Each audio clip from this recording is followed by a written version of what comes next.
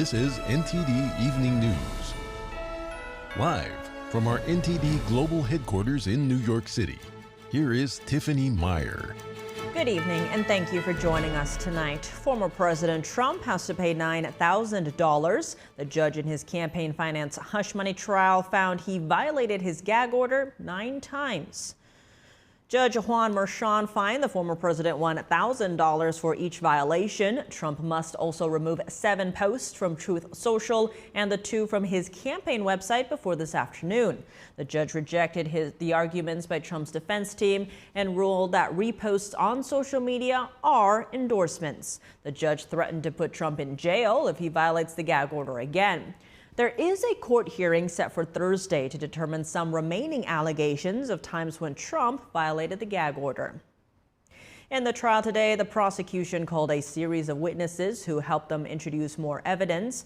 One of the witnesses detailed the negotiations with Trump's former attorney, Michael Cohen.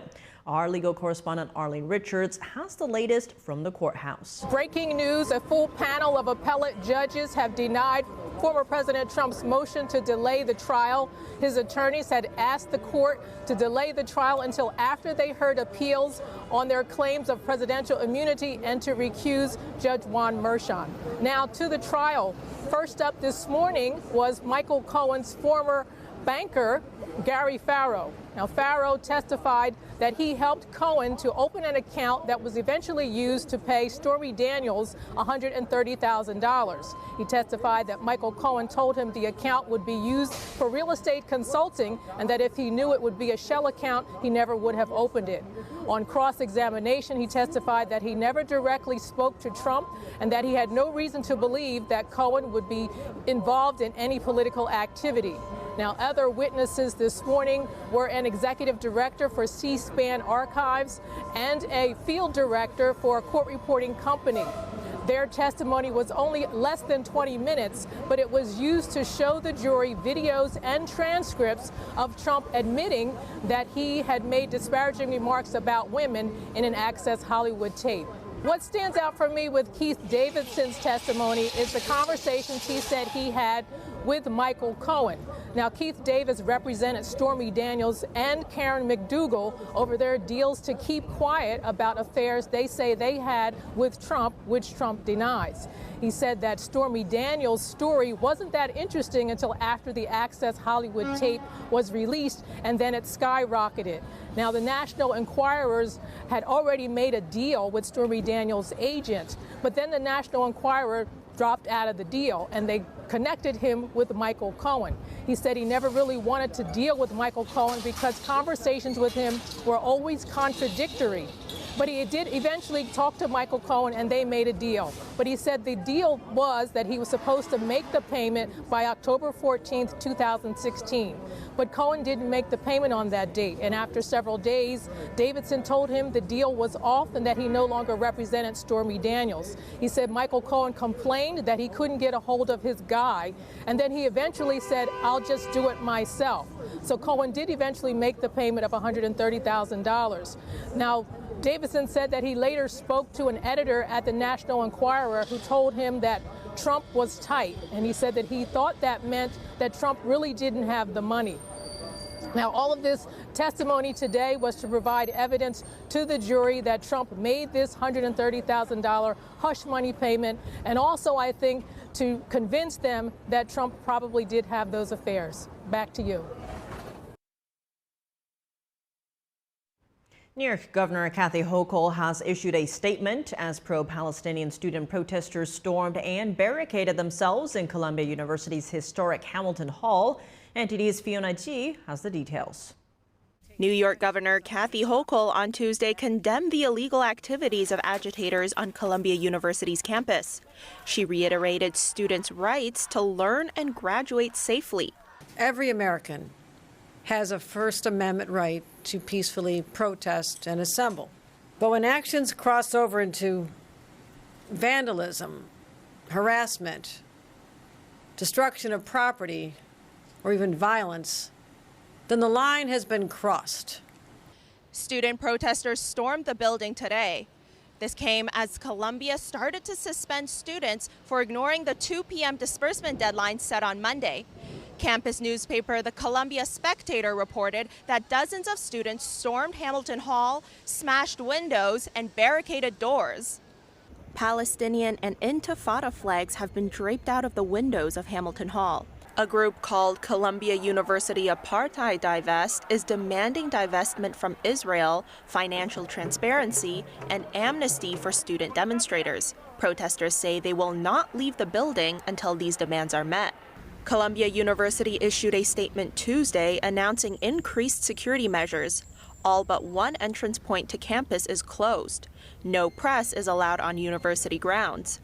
Only students living in residential buildings and essential staff members have access to the campus. There is no set end date for these measures. I think it's disgraceful. I mean, they're disrupting the whole college campus. For a few students, they may have valid points or valid concerns, but they shouldn't disrupt the whole entire university and break the law by occupying some of the buildings. Columbia is not just made up of a small section of people who are protesting. It's a very large campus, and to have another graduation canceled again yet at Columbia University within the last 5 years, I think that would be something of a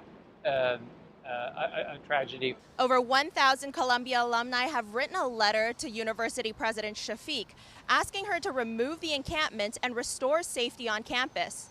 Students say that the university's silence has left many feeling alone. Multiple institutions have called for police to arrest agitators.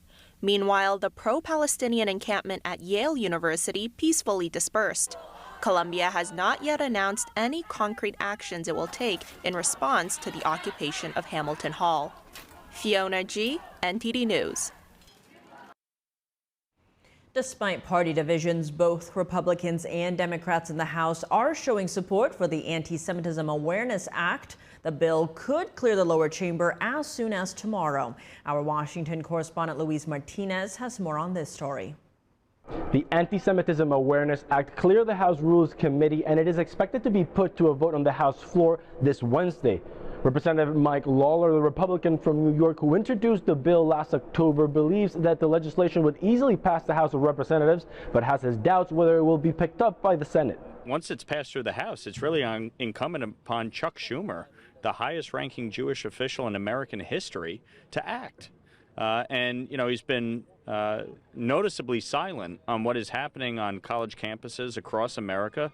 I spoke with Congressman Adriano Espaillat, the Democrat from New York, and he showed no hesitation in supporting a legislation that would confront anti-Semitism in U.S. campuses. I'm all against anti-Semitism. I got to take a look at the details. I've been a strong supporter of any legislation or any initiative that fights back against anti-Semitism. I also spoke with Congressman Greg Casar, the Democrat from Texas, and he was critical of some of the language in the bill, but conceded that he believes that it will pass the House floor with overwhelming support. Criticizing the actions of a government isn't anti-Semitic. We actually want to criticize anti-Semitism in and of itself, condemn actual hatred, and while also protecting people's free speech rights to criticize any government. The Anti-Semitism Awareness Act would require the Education Department to adhere to the International Holocaust Remembrance Alliance's definition of anti-Semitism when considering what is hate speech. Speaker of the House Mike Johnson went as far as to ask the President of the United States to take a moral stand when it comes to these issues. We desperately need, the country needs, clear moral authority. We need the President of the United States to speak to the issue and say this is wrong. It is worth noting that on Tuesday, House Democrats released a statement signaling that they would oppose a motion to oust Speaker Mike Johnson. It is also important to mention that on Tuesday, Chairman of the House Democratic Caucus, Pete Aguilar, was critical of her colleague, Representative Ilhan Omar, over comments she made suggesting that some Jewish students in U.S. campuses were pro-genocide. Reporting from Washington, D.C., Luis Eduardo Martinez, NTD News. The Biden administration taking a tougher tone as college protests escalate. The White House now calling the takeover of a campus building absolutely wrong. That says Trump compares college protests to January 6th. NTD's White House correspondent Iris Tao has more.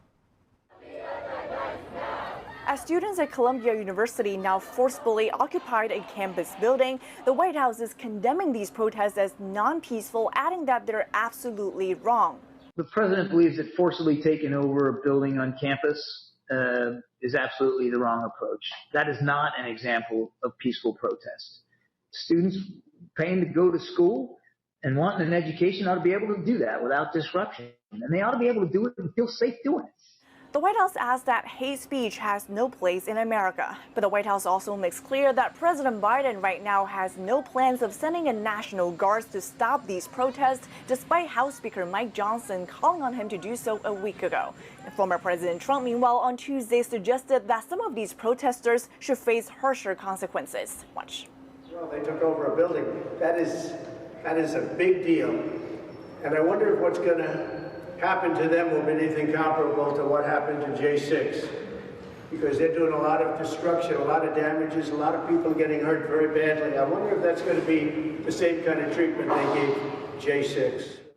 And Trump, in a new Time magazine interview published on Tuesday, says he would absolutely use the National Guard if the police were unable to stop these protests. Meanwhile, on a new ceasefire deal in Gaza, the White House on Tuesday again called on Hamas to accept what they called a generous offer from Israel that would pause the fighting in Gaza for 6 weeks and help to get some of the hostages home. Israeli Prime Minister Benjamin Netanyahu on Tuesday vowed to still carry out a military operation in Rafah with or without a deal. Till now, we will enter Rafah because we have no other choice. We will destroy the Hamas battalions there. We will complete all the objectives of the war, including the repatriation of all our abductees. Netanyahu also vowed to evacuate the civilian population in Rafah to focus on the terrorists. And the White House is reiterating the message that the only thing standing in the way of a ceasefire is Hamas. Reporting from the White House, Iris Tao, NTD News. Israeli forces continue to keep up the intensity against Hamas terrorists in the Gaza Strip, and at the same time, Israel is also facing terrorist attacks within its own borders. The Israeli police released a video showing one such incident. NTD's Jason Perry has the war update and a warning. This report contains footage that some viewers may find disturbing.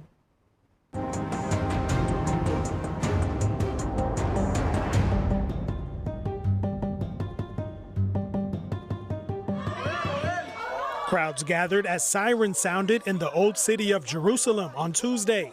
As seen in this video, a Turkish citizen walking closely behind two Israeli police officers pulls out a knife and starts stabbing one of the officers from behind. The officers then wrestled the man to the ground, where they shot and killed him. The Israeli police officer who was stabbed received moderate injuries and was transported to a hospital. This attack comes just a week after Palestinian men in Jerusalem used their car to ram a group of Jewish men, then attempted to shoot at them, but their gun jammed in the process. Meanwhile, Secretary of State Antony Blinken has been in the Middle East trying to keep stability in the region. He was in Jordan on Tuesday, where he met with Jordan's king and other officials. The United States remains the largest provider of humanitarian assistance and assistance in general to the Palestinian people. And we're doing that in parallel with seeking to secure a ceasefire and the release of hostages. After his trip to Jordan, Blinken flew to Israel, where he will try to advance the ceasefire talks as he wraps up his 7th trip to the Middle East since the war between Israel and Hamas began on October 7th. Meanwhile, the IDF is keeping up the intensity on Hamas terrorists in the Gaza Strip, reportedly striking an anti-tank missile launch post and other terror infrastructure. A resident in the Gaza Strip said he survived an apparent Israeli airstrike. My mother is unwell and wounded, and she was asleep. And then something shook the area, and as you can see, the extent of the damage that is clearly in front of you came with no warning. As of now, approximately 34,000 Palestinians have been killed since the war began, according to the Hamas-run health ministry. And of those killed, the IDF reported approximately 13,000 were Hamas terrorists, according to the Times of Israel. And just over 600 Israeli soldiers have been killed since the war began. And in another development, the United States military is helping to build a pier off the coast of the Gaza Strip to help deliver aid to the Palestinian people. And Secretary of State Antony Blinken said it should be ready to go in about a week. Jason Perry, NTD News. Congress today probing next year's budget for the Department of Defense. The Biden administration proposed around $850 billion for the Pentagon for fiscal year 2025. That would be a 1% increase from the previous budget. The 1% increase it proposes entirely is inadequate. It actually is a 2% cut when you factor in inflation. Congressman Mike Rogers is the chairman of the House Armed Services Committee. On Tuesday, he criticized the Biden administration's proposed $850 billion defense budget. But he and the Pentagon acknowledged that the request was submitted consistent with the caps approved by Congress under the Financial Responsibility Act of 2023. Rogers admits that for this reason, Congress is partly to blame for the low budget. The Democratic ranking member agrees, saying it's hard to compete on the world stage with a tight budget.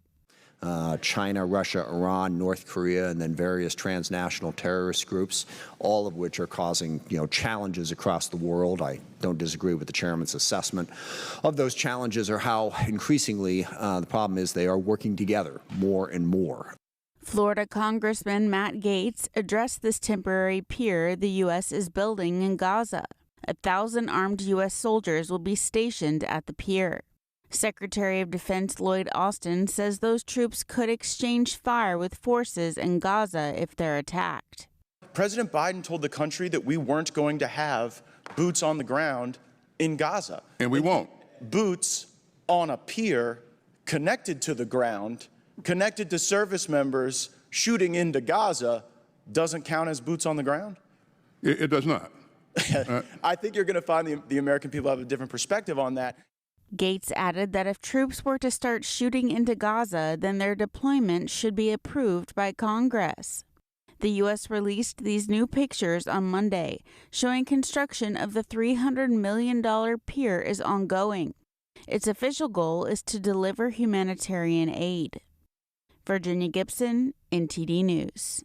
4 states, along with 3 advocacy groups, are the plaintiffs in one of the latest lawsuits against President Biden's recent updates to Title IX. The lawsuit alleges that the administration is overstepping its authority.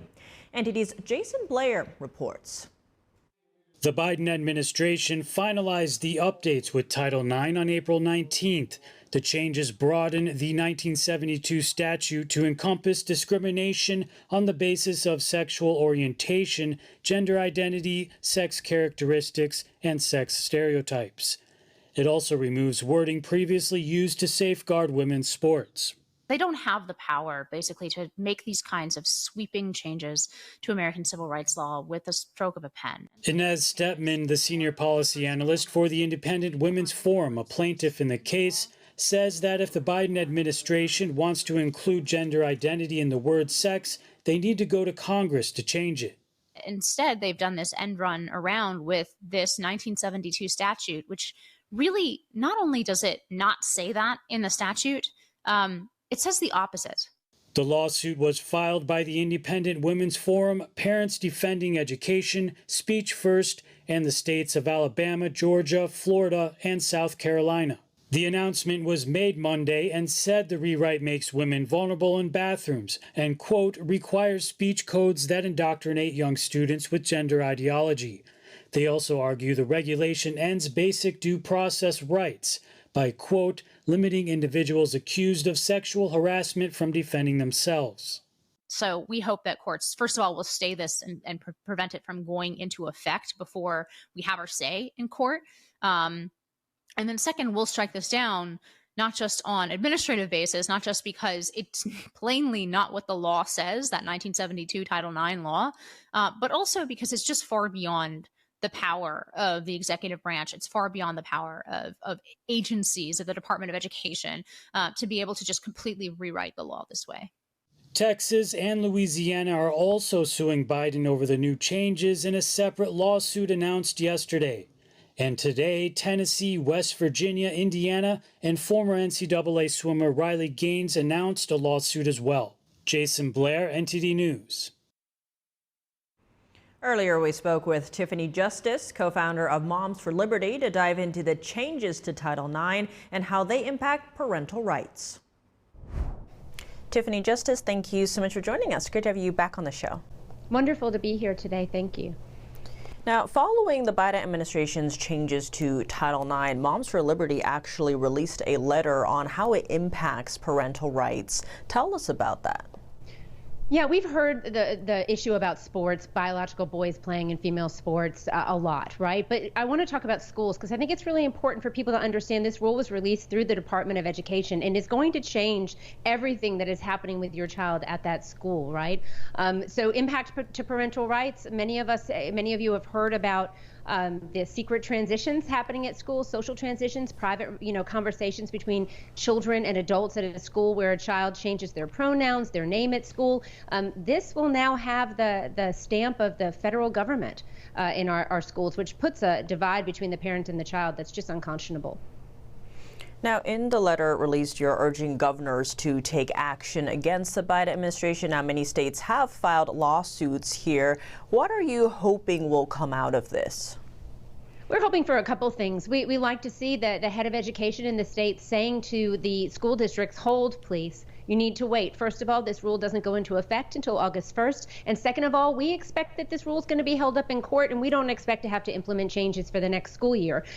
You're right. The response has been amazing. And this week, we sent that letter at the end of last week. This week, we've seen lawsuits from Texas, Louisiana, Mississippi, Montana, Idaho, Georgia, Florida, and South Carolina, some of them combining together. And so it's just been great to see a really robust reaction by the states to this total overreach of the federal government.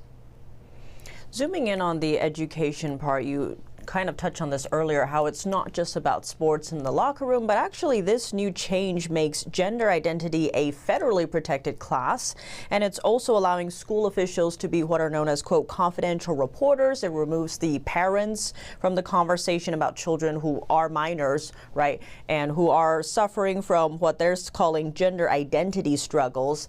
Now, what is this doing to the family dynamic if parents are removed from that conversation? Parents have the fundamental right to direct the upbringing of their children. That's their education, their medical care, their morality, their religion. The fact that the school thinks that they may know better than a parent, if they feel like a parent might be unsupportive of a child's wish to change their gender, that they feel they can intercede, that they can, go between the parent and the child and somehow cut the parent out of the child's life when the child is experiencing extreme mental distress is shocking to us at Moms for Liberty. And we, again, called upon all of these governors and different leaders in the states to take a stand. We'd also like to see some of these states stop taking federal funding when possible, because the idea that the federal government is, saying we're going to take away lunch money if you don't follow our rules. Well, you can take your lunch money and shove it, federal government, because the truth is there are boys and there are girls and no child is born in the wrong body. Given this whole gender identity thing that is being pushed and how life-changing a lot of these procedures would be, how do you read the overwhelming response so far, if you will, to your letter? How is this, in a way, a uniting issue? I think it's a uniting issue for parents. Parents have this bond across racial lines, religious lines. We're all parents and we all believe that we have the right to direct the upbringing of our kids. So it is bringing people together. For American parents, we're watching as countries like Sweden and Finland and Denmark, they're taking a step back and they're saying, wait, this gender affirming care model that we've been using may not be what's best for kids. American parents just saw the CAS review, a new report that was released by a pediatrician from England that said gender affirming care carries with it a lot of risks for children. And so it's very odd to see the federal government pushing gender ideology in our schools at the same moment that you have a world that's waking up to the real harms of gender ideology. It's a clash like I don't think we've seen in maybe ever. And when it comes to the response to your letter so far, what is next for Moms for Liberty when it comes to these changes to Title IX? We're releasing a toolkit this week that's going to really give parents all of the answers that they want to try to find. You know, this information is sometimes difficult to decipher, especially for parents that haven't been navigating the world of civil rights and education. So we're going to have a toolkit, and we're going to have things like a template to send to your school board to ask them what's happening right now in your school district regarding Title IX. Are there planned changes so that you can, allow for your family to get ready to deal with any issues that may arise. We'll also be looking to, be able to help and support in lawsuits around the country as needed. Tiffany Justice, thank you so much for your time. Thank you for having me. Marijuana could be demoted in its risk classification. Multiple outlets report the Justice Department will move to loosen federal restrictions on marijuana. Right now, it's considered a Schedule I drug, which means it has no medical use and a high potential for abuse. Other drugs in that category include heroin and LSD. The Justice Department reportedly wants to move it to Schedule III. Those substances are considered to have moderate to low potential for dependence. The category includes things like Tylenol with codeine and anabolic steroids. Once the DOJ makes the recommendation, it will take months to take effect after a public comment period. Neither the Justice Department nor White House have confirmed the change. Following Trump's gag order in the New York criminal trial is Janice Heisel, reporter at the Epoch Times. She did a special report on the gag order recently and spoke with many legal experts. Janice, thank you so much for joining us. Great to see you again. Now, bring us up to speed on what happened in court today and Trump's response. Well, the judge did issue that $9,000 fine. That was $1,000 for each of 9 Truth Social posts that the judge thought violated his order. Now, 5 of those 7 posts were made by the former president himself, and 2 were by his campaign. And most of those focused on his ex-lawyer, Michael Cohen, who is considered a key witness in the case. Now, the judge ordered these posts to be removed today, and I did check, and it does look like that all of those posts were removed. If the former president and his staff did not remove those posts, he was looking at possibly being thrown in jail. And Janice, how are people reacting to the judge's decision to hold Trump in contempt? Supporters of the former president are actually reposting screenshots of these forbidden posts saying, hey, these are the posts that the judge doesn't want you to see. So that's kind of an interesting reaction there. And legal analyst Jonathan Turley, he has pointed out several apparent contradictions in this judge's order. For example, the judge says, on one hand, hey, it doesn't look like any other courts have ruled whether a simple reposting of someone else's words or an article violates a gag order. And normally under these circumstances, Mr. Turley said that the judge would issue a clarifying order, but instead he issued punishment.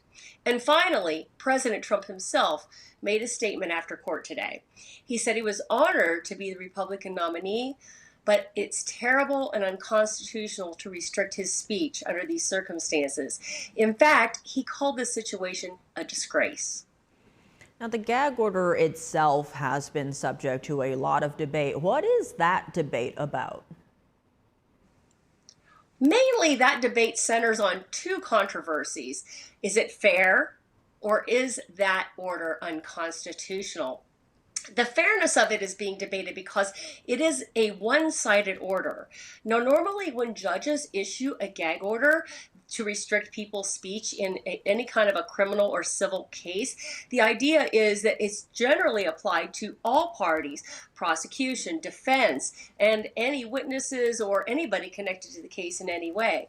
This order, however, focuses only on President Trump and his team, not on the prosecution. So the fairness is very much debatable here because it allows his critics, such as Mr. Cohen, his former lawyer, to go out and say whatever he wants publicly, and President Trump is pretty much stuck and just can't respond. Now, on the constitutional question, that is, one of the biggest things that makes it a huge question here is that this is happening in the context of a presidential election, which has ramifications for our entire nation. And so that is another huge reason this is being debated. Given all that you just laid out, how is the judge justifying his order? This all came about because the prosecutors complained that Trump has intimidated people, they say, with his social media posts. They say that, they're expressing concern that witnesses might be reluctant to participate in the trial. And the judge said, okay, so I'm going to tailor this order narrowly to protect President Trump's free speech rights while protecting the integrity of the criminal process. On that note, could the gag order be reversed? Yes, President Trump's lawyers have appealed, and also an independent New York lawyer who has no connection to Trump or his team. He's just a concerned citizen who happens to be an attorney in New York. He has filed a challenge, and I believe that's due for a hearing next week. He argues that any gag order must be tied to an effort to protect someone's constitutional rights. Usually, it's the right of the defendant to a fair trial, and it's going against the prosecution from making all kinds of statements in the public that could taint the jury pool. But Judge Marchand's order makes no such linkage, according to this lawyer, and he says it's just to further the state's interest in the fair administration of justice. But the problem with that is that claim could be made about virtually any scenario. And so this could possibly encourage prosecutors to start trying to seek gag orders against whoever might be in front of a judge. And that could pose a concern for every American. In fact, one expert I talked to told me this is much bigger than Trump. Janice Heisel, reporter at the Epoch Times, thank you so much for joining us. Thank you. 4 police officers are dead and another 4 were shot and wounded in Charlotte, North Carolina yesterday. The main suspect was also killed. Law enforcement is now questioning 2 others. The U.S. Marshals has a fugitive task force that we are a part of, that they went to go and serve the warrant as any other day that they would do. And unfortunately, this individual decided to greet them with gunfire, and it just turned into a tragic event for the officers that were originally out on the scene and then the officers that responded to try and assist. The officers were serving a warrant for possession of a firearm by a convicted felon in the Shannon Park neighborhood. Police identified the suspect as Terry Clark Hughes Jr. 4 other officers were shot and wounded but are in stable condition. A solemn procession in Charlotte earlier today paid tribute to one of the officers killed. Authorities are investigating the incident. President Biden reacted to the shooting, calling the officers heroes who made the ultimate sacrifice. The Senate today explored how Chinese money laundering organizations are profiting from fentanyl trafficking. But is the CCP involved in this business? NTD's Sam Wong has the story. $1 billion in annual revenue, driven by one of the deadliest narcotics in the world. On Tuesday, the Senate Caucus on International Narcotics Control delved into China's money laundering efforts in the fentanyl supply chain. Chinese money laundering organizations have gotten very good at shielding ill-gotten gains. These organizations launder cartel cash quicker and cheaper than competitors, often with a money-back guarantee. Of all drug overdoses in the U.S., fentanyl remains a primary perpetrator. A small amount that fits on the tip of a pencil is enough to be lethal. Fentanyl productions can be traced all the way back to mainland China, where most of the drug's precursor chemicals are made. Experts say combating the flow of fentanyl requires international efforts. Criminals based in the People's Republic of China have emerged as the professional money launderers of choice for Mexican drug traffickers seeking to move their funds around the world. But this is a global problem, and global problems require global solutions. According to a recent report by the House Select Committee on the CCP, fentanyl kills an average of more than 200 Americans per day, which leads to a record drop in life expectancies across the country. The report says the Chinese Communist Party has been directly subsidizing the production and exports of fentanyl precursors through tax rebates. Through these subsidies, the Chinese government is supporting the flow of fentanyl into the United States and other countries. It doesn't matter what part of our country, which political party you're in. This is just tearing families, communities apart. As of this year, fentanyl has been front and center at several diplomatic meetings between Washington and Beijing. During a trip to China last week, Secretary of State Antony Blinken addressed the communist regime's role in supplying the synthetic opioid. And earlier this month, President Biden also raised the issue of fentanyl in a phone call with Chinese leader Xi Jinping. Sam Wang, NTD News. The boom in data centers could create a critical electricity shortage in the coming years. NTD's Daniel Monahan spoke with Dr. Eric Woodall, a tech infrastructure management company founder, for analysis. Data centers, the so-called brains of the internet, are industrial warehouses packed with rows upon rows of servers. They process, communicate, and store the data behind everything from bank records, online retailers, and social media platforms to Netflix shows and your personal iPhone videos. Many analysts laud data centers as one of the fastest growing sectors of the real estate market. But the industry may soon find itself hitting a wall as local communities put up increasing resistance to its seemingly insatiable appetite for power and water. A January report by Newmark, a commercial real estate advisory firm, says growth is increasingly held back by land and power availability. The report said the rapid growth of AI and other technologies is fueling the demand. Data warehouses consumed 17 gigawatts of electricity in 2022, or about 4% of total U.S. consumption. That is projected to double to 35 gigawatts by 2030. Eric Woodall, the founder of the tech infrastructure management company Ameris, referred to data centers as energy hogs. The increased power demand due to data centers coming online and electric vehicles is growing at the same time that our government is reducing power production through fossil fuel power plants. Woodall says they're predicting an 83 gigawatt gap between demand and power production within the next 3.5 years. And 83 gigawatts sounds like a lot of power, obviously. In comparison, New York City is 5.5. So the gap is massive, and it's going to have major impacts on us down the road. The Ameris founder says a mere 10-foot square space within the average data center consumes about 10 times as much electricity as the average home. According to Woodall, AI computing puts much higher demands on energy, using 5 to 10 times more power than traditional computing. Daniel Monahan, NTD News. And now for your sports news, we're joined by NTD's Dave Martin at the Sports Hub. Now, Dave, a lot going on today, but let's start in the NBA, where LeBron James and the Lakers were bounced from the playoffs last night by Denver. Now, this brings up questions regarding James's future. Has he said what his plans are? No, and he's pretty much got every option available to him. I mean, he can retire, of course. He can opt out of his contract and either re-sign with the Lakers, or he could become a free agent and sign with any team. Also, he can actually opt into his player option next season with the Lakers for $51 million. Now, I think it's gonna be important to him how good he thinks the Lakers are gonna be next season. Now, this first round loss here to Denver, I mean, it doesn't look very good on paper. Now, here is the Western Conference standings. As you can see, the Pelicans are already eliminated, so are the Suns.